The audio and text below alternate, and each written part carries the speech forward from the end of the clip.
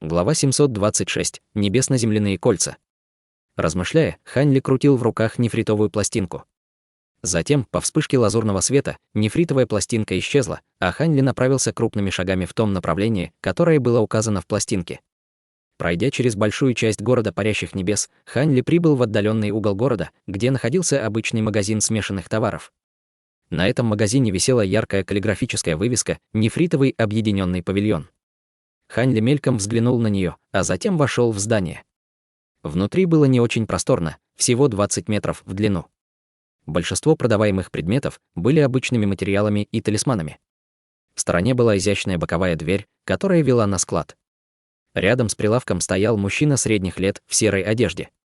Кажется, он смотрел в маленькую книгу. Хань Ли проверил его своим духовным чутьем и увидел, что он был всего лишь на стадии уплотнения ци. Кроме того, на вид этот торговец выглядел совершенно обычно. Как только Хань Ли вошел, торговец средних лет сразу улыбнулся и встал, чтобы поприветствовать его. «Старший, что вам угодно?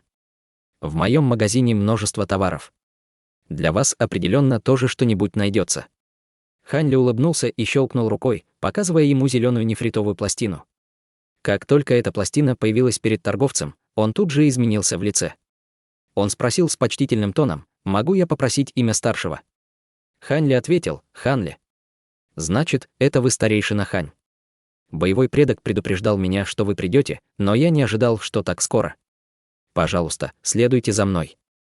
Мужчина средних лет пригласил Хань Ли пройти на склад, сказав это.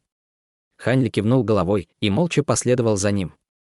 К его удивлению, на складе было множество шкафов, заполненных различными сундуками. Все стены были заставлены. Мужчина средних лет шагнул вперед и подошел к деревянному шкафу. Он осторожно нажал на один из углов, заставив два соседних шкафа отделиться, раскрывая лестницу.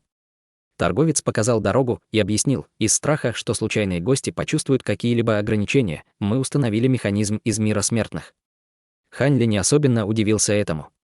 Затем мужчина средних лет наступил на плитку, и стена открылась со скрипом, показывая жуткий проход вниз. Торговец отошел в сторону и улыбнулся: «У меня нет квалификации для входа. Старший должен идти сам».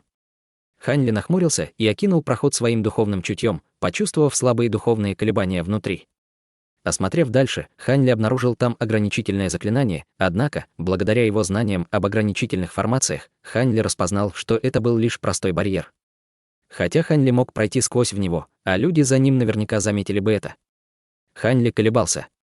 Хотя он был уверен, что старейшина небесной секты не станет совершать необдуманные поступки в городе парящих небес, он не хотел входить в запечатанную область к кому-то, кого он не знал, будь то друг или враг. Пока Хань Ли сомневался, люди внутри барьера, казалось, догадались о его сомнениях. Через мгновение барьер был удален, что позволило духовному чутью Хань Ли увидеть то, что было внутри. Хань Ли слегка разволновался, но проявил чуть больше доверия, однако он был поражен тем, что он обнаружил. Это он. Вот это сюрприз, Хань Ли пробормотал про себя и без дальнейших колебаний пошел по коридору. Когда мужчина средних лет увидел, что Хань Ли спустился, он запечатал проход и вернул шкафы в норму, а затем вернулся в магазин. Проход был очень длинным и опускался на глубину 100 метров, сохраняя свою таинственность. В конце концов, Хань Ли увидел свет в темноте и понял, что достиг выхода. Он ускорился и оказался в каменной комнате. Комната была довольно просторной, но она была совершенно пустой, кроме нескольких молитвенных ковриков. Перед входом на молитвенных ковриках сидело двое, скрестив ноги. Они оба с улыбкой посмотрели на Хань Ли. Хань Ли молча выбрал себе свободный молитвенный коврик и сел. Хань Ли улыбнулся одному из двух и сказал: «Я и представить себе не мог, что встречу тебя здесь. Это действительно сюрприз». Этот был мужчина в голубой одежде, маркиз Наньлун. Он слегка улыбнулся и сказал: «Воистину, даже мне было трудно поверить, что я смог спастись от неминуемого бедствия. Когда мы разошлись, я поверил, что мне удалось сбежать, но они отследили меня с помощью секретной техники. Они подхватили меня на краю долины Мауланей. Однако небеса благоволили мне, и позже я обнаружил группу воинов-заклинателей, что выслеживали нас. Благодаря этой путанице я смог оторваться от преследования, так как они были значительно замедлены воинами-заклинателями». Сказав это, на его лице появилось напряжение. Его лицо было гораздо бледнее, чем Хань Ли помнил, а его взгляд был усталым. Его жизненная сила, должно быть, сильно пострадала во время его побега. Разумеется, рядом с ним был старик в белом, старейшина небесной секты, которого он встречал раньше. Даосист Наньлун заслуживает мою благодарность за то, что сумел сбежать при таких обстоятельствах. Но разве брат Наньлун не должен сейчас отдыхать в своей резиденции в пещере, вместо того, чтобы срочно искать меня? Зачем было беспокоить мою наложницу? Улыбка исчезла с лица Ханьли, а на его лице появилось легкое раздражение. Хех. Даосист Хань неправильно меня понял. Я сделал это только потому, что у меня не было другого выбора. Ты прекрасно понимаешь, что нас тебе преследуют те люди. Это был секретный план, чтобы те не догадались об этом. Это господин ученый-даосист Джейд Перл из небесной секты. Я знаю его всю свою жизнь. Он изначально должен был с нами на последней охоте за сокровищами, но он занимался делами секты в это время. Отношение маркиза Наньлуна к Ханьли полностью изменилось с того момента, когда он впервые увидел его, оно стало более уважительным. Казалось, что он был глубоко поражен, увидел, что Ханьли убил другого культиватора зарождающейся души. В этот момент старик в белом усмехнулся и поприветствовал Ханьли. Он сказал с некоторым сожалением: «Если мои методы обидели тебя, я надеюсь, что ты не станешь принимать это близко к сердцу». Это был единственный способ. Ханьли махнул рукой и сказал: «Все в порядке». Поскольку на то была причина, ни о чем беспокоиться. Однако, я полагаю, что господин Наньлун искал меня из-за нефритовой коробки. Маркиз Наньлун торжественно ответил: «Ты угадал». Согласно моим источникам, секта Духовного Призрака заплатила большую цену, чтобы подкупить наших предыдущих членов группы. Они полны решимости приобрести карту и технику мастера Цань-кун, чтобы попасть в долину падения демонов. Господин Хань приобрел один из предметов, необходимых для входа в долину падения демонов. В сочетании с моей картой мы сможем избежать большинства опасностей в долине, позволяя использовать это сокровище. Ханьли, казалось, все понял: элемент для входа в долину падения демонов. Ты имеешь в виду черное кольцо? Маркиз Наньлун слегка взволновался, но его цвет лица тут же пришел в норму. Небесно-земляное кольцо у тебя. Отлично. Небесно-земное кольцо. Ханьли нахмурился и почувствовал, что это звучит довольно знакомо. Внезапно он встревожился и посмотрел на маркиза Наньлуна. Он с недоумением спросил: «Небесно-земляное кольцо — то самое, что мудрец Хуан выплавил из метеорного железа?» Я слышал, что обычно кольцо не обладает большими способностями, но когда оно сталкивается с сущностью Великого Северного Света, оно способно контролировать сущность света, с помощью которой можно убивать других, лишая их тела. Это довольно любопытное магическое сокровище. Ты действительно хорошо осведомлен, но есть еще кое-что. Есть два кольца, небесное и земляное, которые разделены на инь и ян. Кольца инь способны защищать себя от сущности света, в то время как кольца ян способны контролировать сущность света для атаки. У тебя кольцо инь. Изначально мастер Цань-кун смог пройти в долину падения демонов с помощью этих колец. Насколько я знаю, хотя есть и другие способы пройти через сущность Великого Северного Света, но для этого требуется обширная формация, которую можно установить только с помощью большого количества культиваторов или магических сокровищ, которые были потеряны и их невозможно приобрести. Ты хочешь сказать, что? Ханьли взглянул на них и начал размышлять об опасностях и о том, что можно было получить взамен.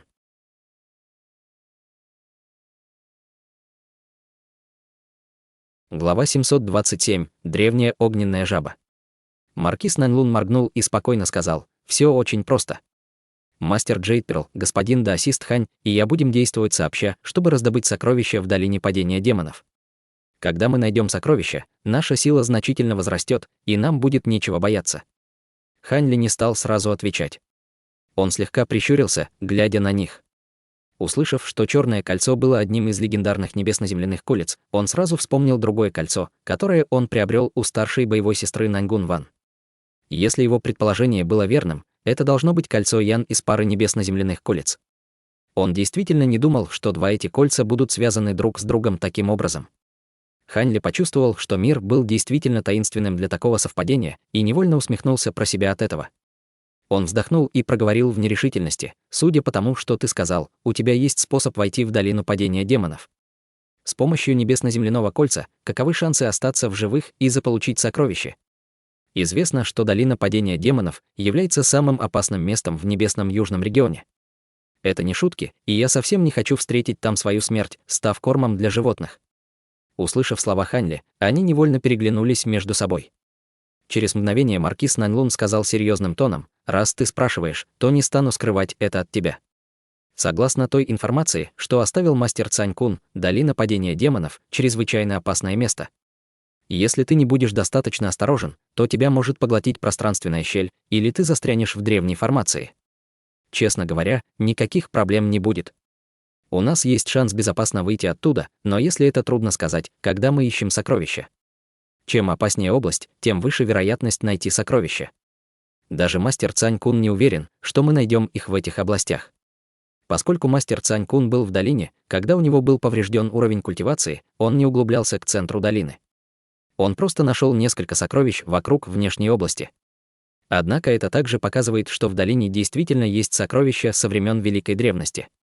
Отвергнув эти опасности, мы с уверенностью вернемся с огромными наградами. В конце этих слов его голос звучал довольно искушенно. Затем мастер Джейдперл сказал: «Конечно, если господин Хань не хочет рисковать, ты можешь просто отдать нам кольцо. Мы даже можем заплатить тебе за него. Но я должен сказать, что у древних культиваторов было много лекарственных таблеток, а их эффекты выходят за рамки нашего воображения. Если ты получишь их, то тот момент, когда ты сможешь прорваться к средней или поздней стадии зарождающейся души, будет ли вопросом времени. Возможно, ты даже сможешь найти потерянные секреты, которые связаны с культиваторами стадии божественной трансформации. В конце концов, мы понятия не имеем, что действительно происходит после того, как культиваторы входят в стадию божественной трансформации. Мы не знаем, действительно ли она входит в духовную область или просто подвергаются другим преобразованиям. Неужели ты не хотел бы узнать правду?» Глаза Ханли вспыхнули, и он немного пробормотал про себя, а затем сказал: «Если я не ошибаюсь, вы оба хотите, чтобы именно я вошел в долину падения демонов. В конце концов, у вас есть много союзников в стадии зарождающейся души, во мне у вас нет прямой необходимости». Как только он сказал это, на их лицах тут же появилось смущение. Маркиз Наньгун усмехнулся и проговорил беспомощным тоном: «Честно говоря, я бы все равно рассказал тебе об этом, даже если бы ты сам не поднял этот вопрос. В долине есть не только пространственные щели и древние формации, там также есть несколько древних зверей, которые сохранились с древних времен. Одно из таких животных — древняя пламенная жаба. Хотя эта жаба не обладает интеллектом, она прожила бесчисленное количество лет, что, вероятно, обладает мощными техниками потустороннего демонического огня. Согласно записям мастера Цань Куна, ее демоническое пламя в несколько раз более интенсивно, чем наше собственное пламя культиватора зарождающейся души. С помощью своего ледяного пламени, которым ты мгновенно заморозил культиватора зарождающейся души, ты смог бы удержать эту древнюю пламенную жабу».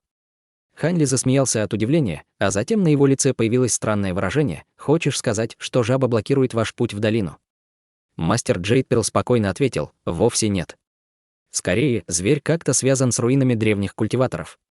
Хотя там нет пространственных щелей или древних формаций, она разместила там свое гнездо».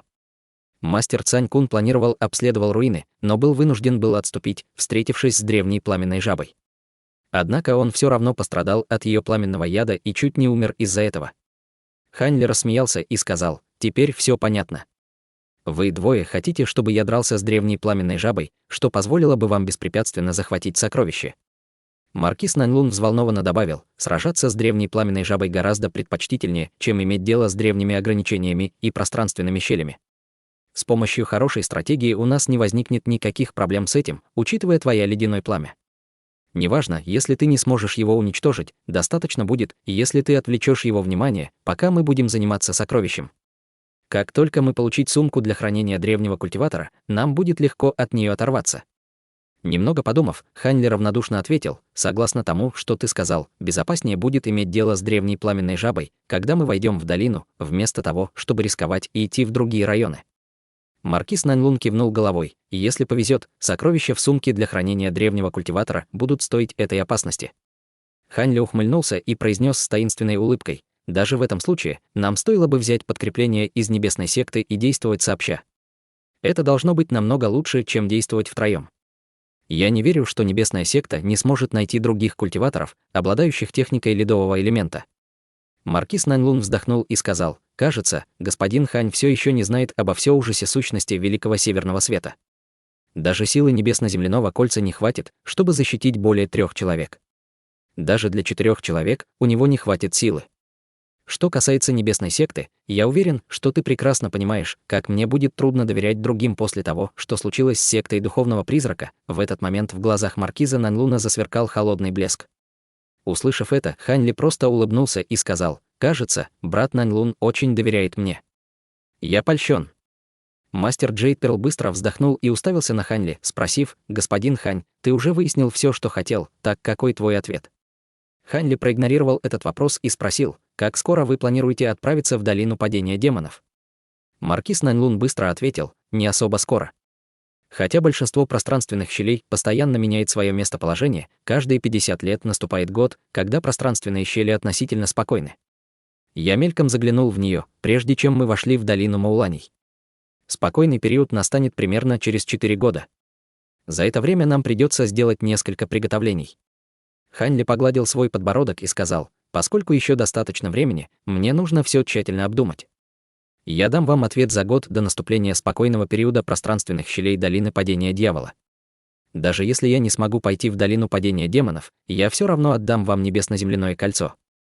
Хотя оба они не были удовлетворены таким ответом, но Хань Ли не собирался опрометчиво соглашаться отправиться в такую опасную зону. В конце концов, он отличался от них.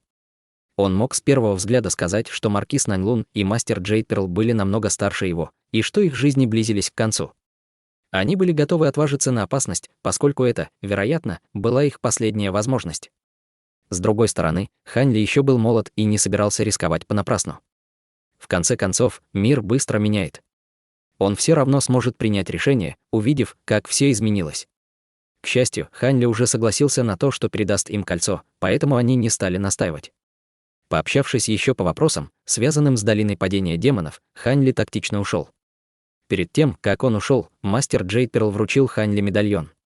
Он сказал, что Хань Ли сможет связаться с ним через любого ученика небесной секты. Хань Ли взял предмет без каких-либо оговорок и покинул каменную комнату. Как только он вернулся в магазин на первом этаже, он вышел на улицу после уважительного прощания торговца. Хань Ли был уверен, что вскоре после того, как он уйдет, они сменят это место, особенно из-за тяжелых ранений маркиза Наньлуна. Он, несомненно, будет стремиться найти безопасную зону для выздоровления. Однако маркизу Наньлуну будет невероятно сложно полностью восстановиться за такой маленький промежуток времени. Вполне возможно, что его раны могут привести к тому, что уровень его культивации станет ниже. Хань Ли покачал головой, думая об этом, а затем вернулся в свою резиденцию. Вопрос долины падения демонов мог подождать, в то время, как вторжение воинов-заклинателей происходило прямо сейчас. Это было то, что Хань Ли не мог игнорировать.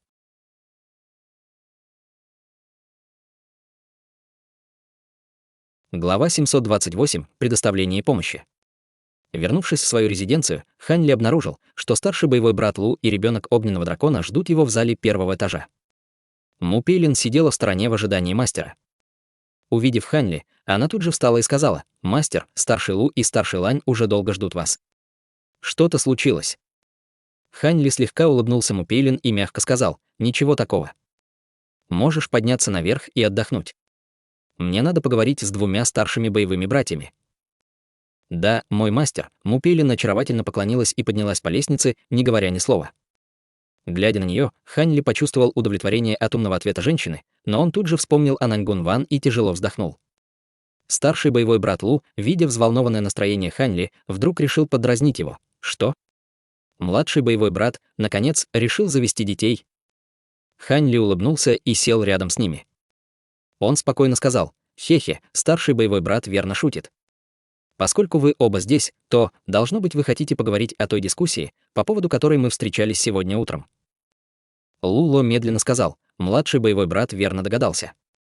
Речь пойдет о вторжении Мауланей. Мы уже передали новости другим сектам Альянса, и этот вопрос распространился среди учеников нашего Альянса в городе Парящих Небес. Большинство наших даосистов готовы отправить подкрепление в знак признания того, что они не будут стоять в стороне. Они готовы помочь Союзу 9 наций сопротивляться полку Мауланей. Разумеется, эти культиваторы зарождающейся души потребуют значительной компенсации в виде духовных камней. Я уверен, что Союз 9 наций более чем готов заплатить.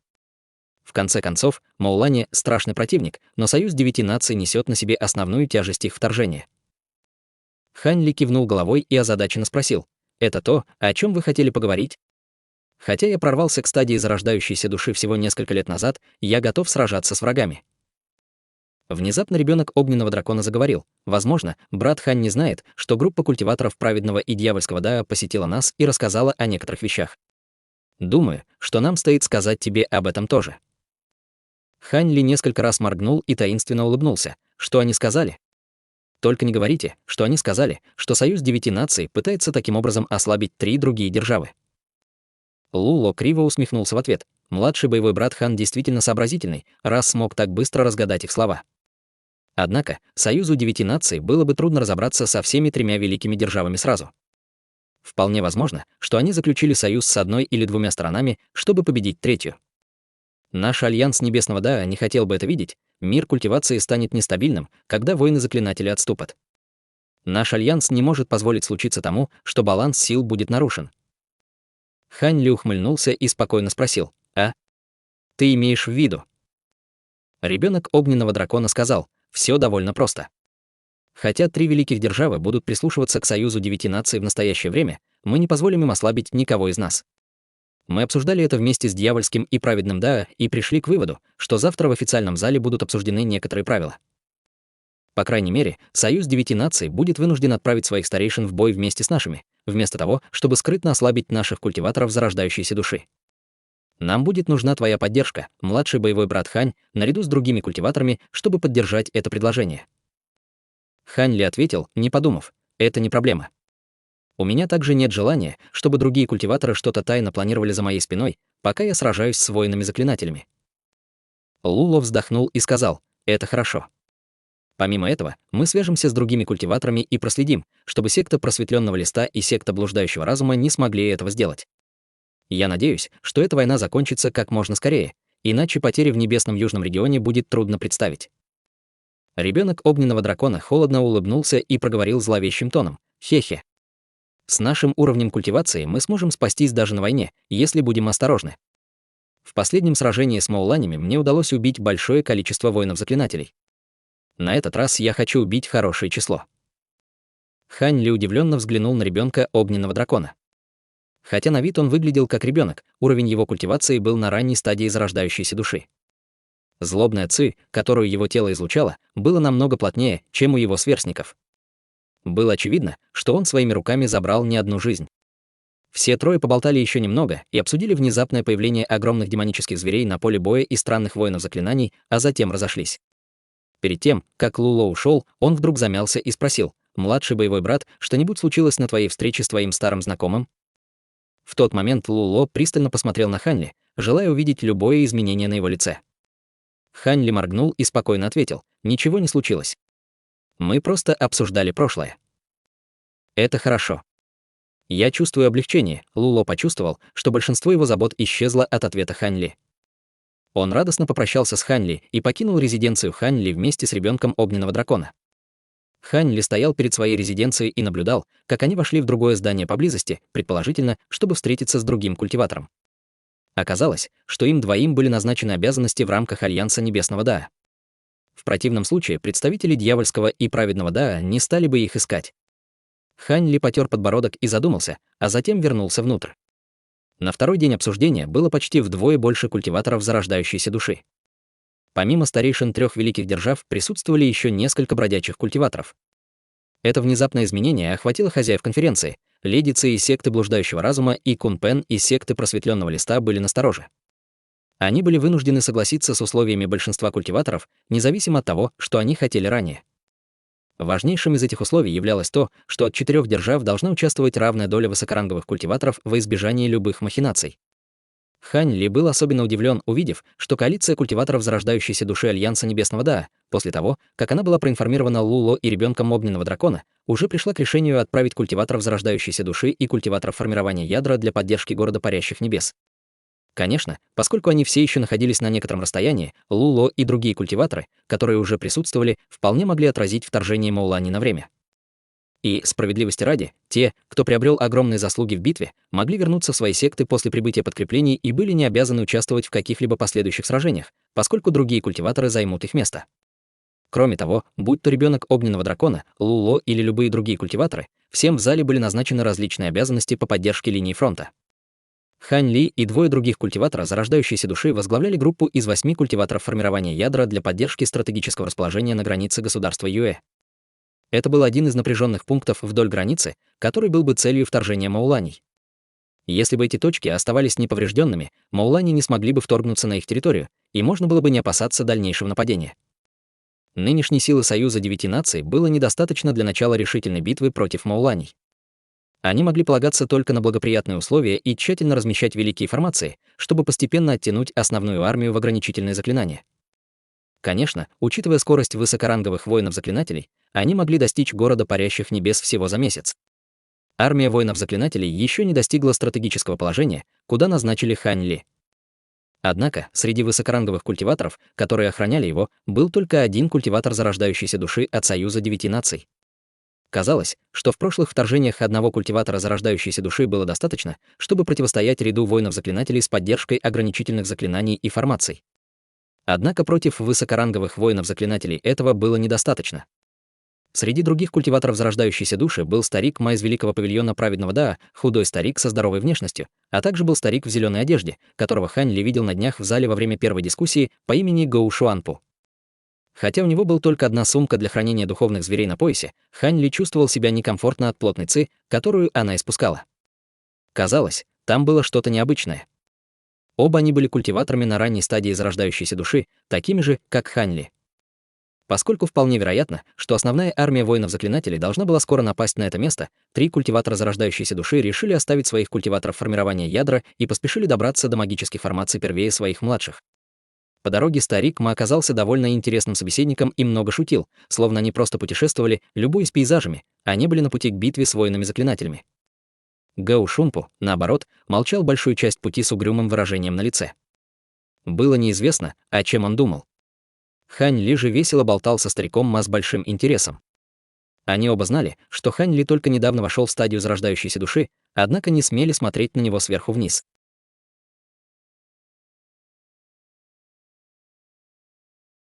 Глава 729. Гора Желтого Дракона. Спустя почти полмесяца гора Желтого Дракона, префектура Ли, государство Юэ. На одной из вершин горы Желтого Дракона в нефритовом зале стоял крупный лысый мужчина средних лет. Он ходил по кругу с мрачным выражением лица. Через мгновение он сел на соломенное кресло и сделал глоток чая из чашки на столе, пытаясь успокоить волнение своего сердца. Внезапно внутрь зала влетела полоска красного света и закрутила по залу. При виде этого лысый мужчина изменился в лице и приманил к себе полоску красного света. Как только полоска красного света упала у него в руку, на его руке загорелось красное пламя, и лысый мужчина погрузил в него свое духовное чутье. Его выражение на лице стало еще более мрачным. На какое-то время в зале воцарилась тишина, и его лицо стало пепельного цвета.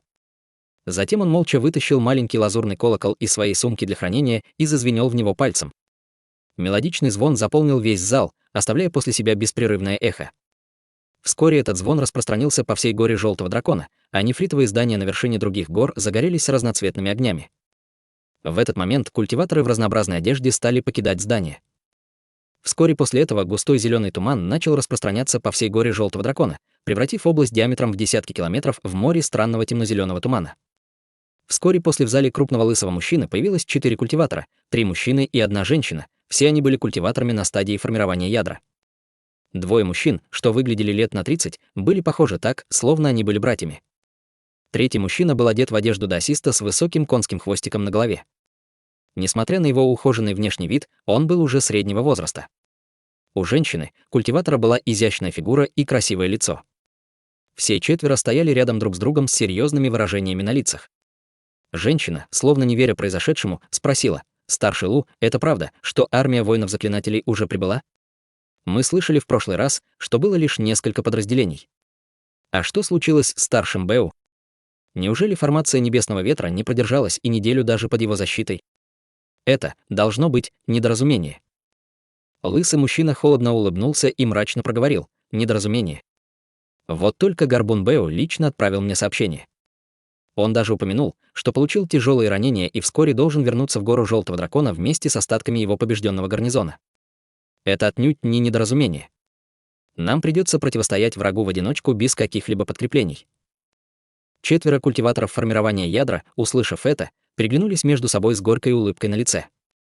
Затем лысый мужчина отдал каждому из них приказы о подготовке к предстоящей битве, но внезапно в здание влетела еще одна полоска красного света. Культиваторы в комнате были ошеломлены ее внезапным появлением. Лысый мужчина без колебаний двинулся к талисману передачи звука. Затем талисман загорелся красным пламенем и передал ему голосовое сообщение, в результате чего на его лицо появилось странное выражение. Женщина не удержалась и спросила: «Старший Лу, в чем дело? Неужели воины-заклинатели уже прибыли?» Когда трое других услышали это, их выражения стали мрачными. Лысый мужчина усмехнулся. Подавляя волнение в своем сердце, он медленно проговорил: «Нет, прибыли наши подкрепления. 3 культиватора зарождающейся души ждут снаружи нашей великой формации. Быстро отправляйтесь туда, чтобы приветствовать их и пригласить их внутрь». Все 4 культиватора формирования ядра тут же обрадовались и поспешили выполнить приказ лысого мужчины. 3 силуэта плавали снаружи над зеленым туманом и изучали великую формацию внизу. Среди этих троих, конечно, был Хань Ли и 2 других культиватора зарождающейся души. Поскольку они должны были полагаться на эту формацию во время нападения Маулани, каждый из них старался внимательно изучить ее, пока не дожидались реакции культиваторов, желая увидеть тайны, которые она скрывала. Не говоря уже о том, какова бы ни была истинная сила этой великой формации, созданное ей море зеленого тумана казалось почти безграничным на первый взгляд и излучало мощное давление. Зажав руки за спиной, в глазах Хань Ли появился синий свет, когда он взглянул на формацию. На его лице появилось задумчивое выражение. Вскоре после этого из зеленого тумана появилась серия белых вспышек, и туман расступился, раскрывая проход. Старик Ма и Гоу Шуанпу, похоже, не обратили внимания на это изменение.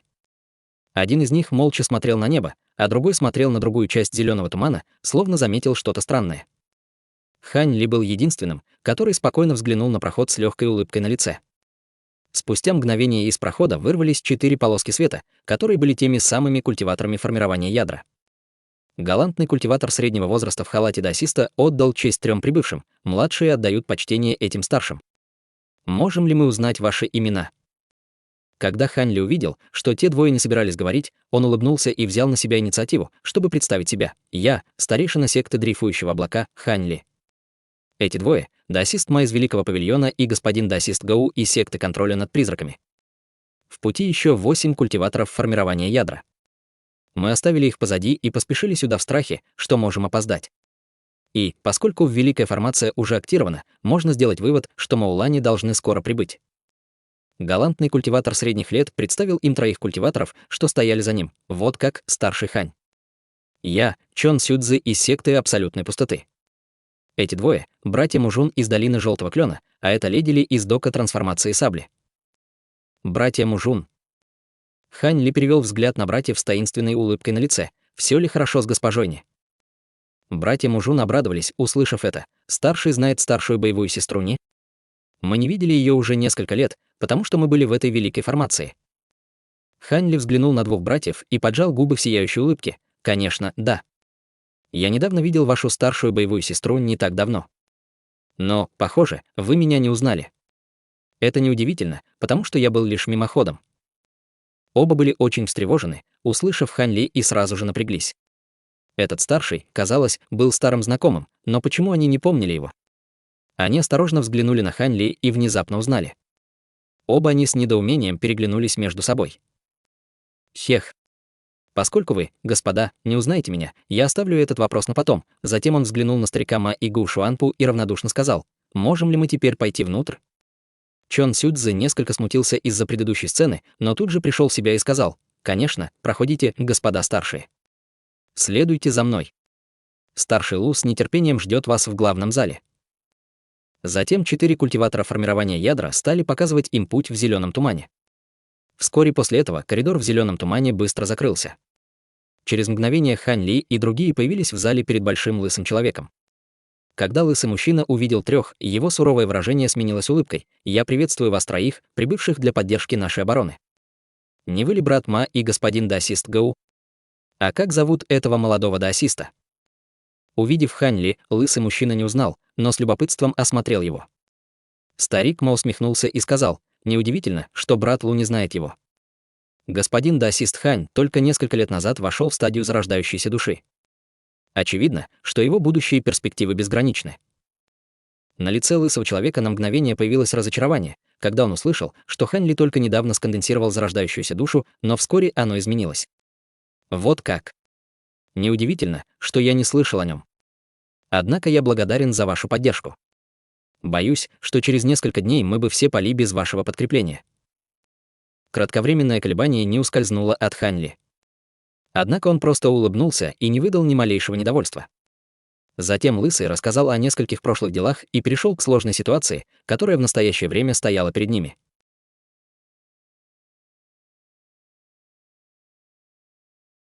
Глава 730. Второе появление Иннин. Пропустив остальные любезности, лысый мужчина сказал: «Вы, трое, господа, прибыли как раз вовремя. Я как раз получил информацию о том, что армия воинов-заклинателей на господина Даосиста Бэу из Долины Небесного Вала и приближается сюда.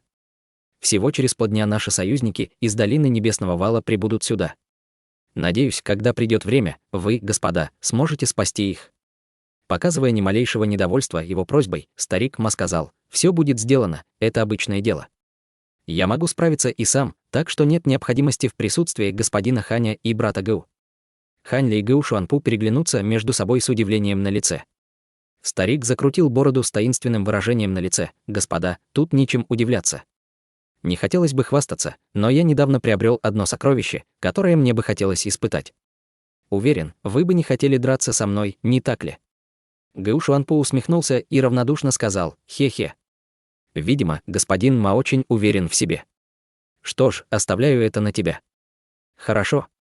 Тогда господин Хань и брат Гэу можете пока отдохнуть без господина Ма. Однако, я хочу, чтобы брат Ма взял с собой братьев Мужун. Они культивировали технику заклинаний молниеносное связывание, она довольно мощная и может пригодиться». Старик не стал отвергать помощь. В конце концов, наличие провожатых в незнакомом районе было хорошим вариантом. Затем старик Ма и братья Мужун отправились на поиски побежденных Союза 9 наций. Хань Ли и Гэу Шуанпу проводили 2 культиватора формирования, ядра проводили в зал для отдыха. По пути Хань Ли и старик отделились, и молодая женщина повела Хань Ли в маленькое спокойное здание. Она указала и сказала: «Старший Хань, это место запрещено посещать ученикам низкого ранга. Для вас это идеальное место для медитации, вы можете отдохнуть здесь». «Неплохо», — Хань Ли кивнул с довольным выражением на лице. Женщина ушла не сразу, а вместе этого она немного поколебалась и спросила: «Старший, со старшей боевой сестрой Нинь все хорошо? Я уже давно ее не видела».